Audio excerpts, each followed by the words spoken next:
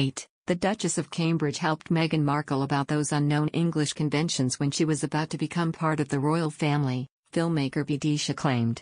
According to a documentary broadcast on Saturday, the Duchess of Cambridge had been ecstatic to welcome Meghan in the royal fold so as to be able to share the public sphere. Speaking to Channel 5's Kate, Our Queen-in-Waiting documentary, Vidisha said, apparently, Kate also schooled Meghan in some of those English conventions which you may not think about as an arriving American.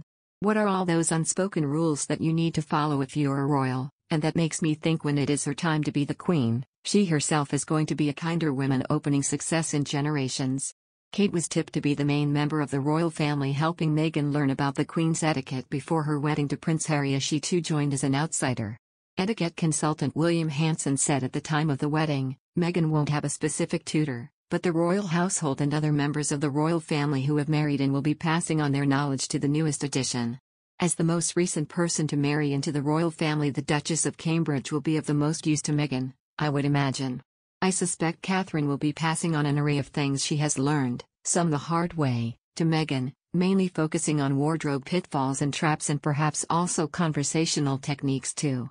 He also told the Evening Standard, Meghan will also be observing others, too, watching and copying certain mannerisms or tricks that they do to cope and successfully navigate the pitfalls of court life. Her fiancé will, of course, also be sharing his considerable knowledge too. I suspect Prince Harry may have given her an amusing rundown on the many weird and wonderful ways of the English class system. But as an American, I think Meghan will be given a get-out-of-jail-free card with all that, unlike Catherine, as the English do often excuse foreigners from knowing the ins and outs of it all. Mr. Hanson claimed that Meghan may find it difficult to understand the places to be informal and slightly more reserved in her demeanor.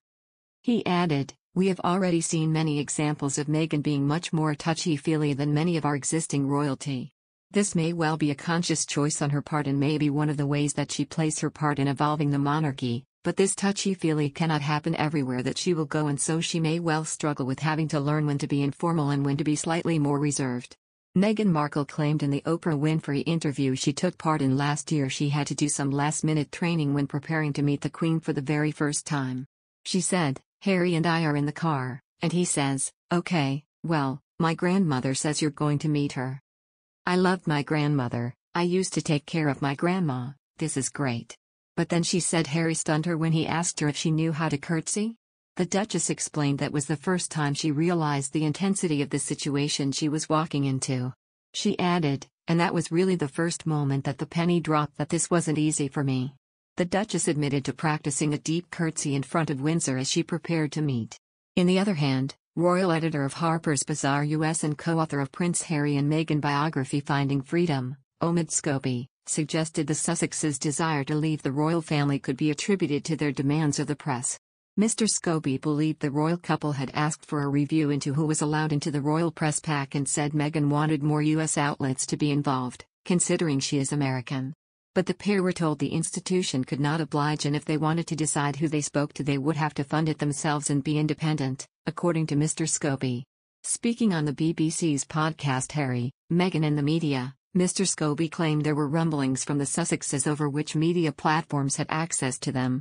Mr. Scobie said, the first conversations about wanting financial independence actually were born out of Prince Harry's frustration of having to work alongside the royal press pack. For him, he wanted that distance. For Meghan, she was frustrated that there was never any inclusion when it came to foreign publications, particularly those in the US. She is American. Why can't there be American newspapers or television networks allowed to cover? He added, or have the same level of access as British media organizations. But of course, as they're often told, that's not how things are done. And so when Harry really raised the issue or the question of could we operate away from the press pack and carry out our own engagements with members of the press that we want to work with, the answer that came from the top was, well, if you fund it yourself, you can pay for your own engagement,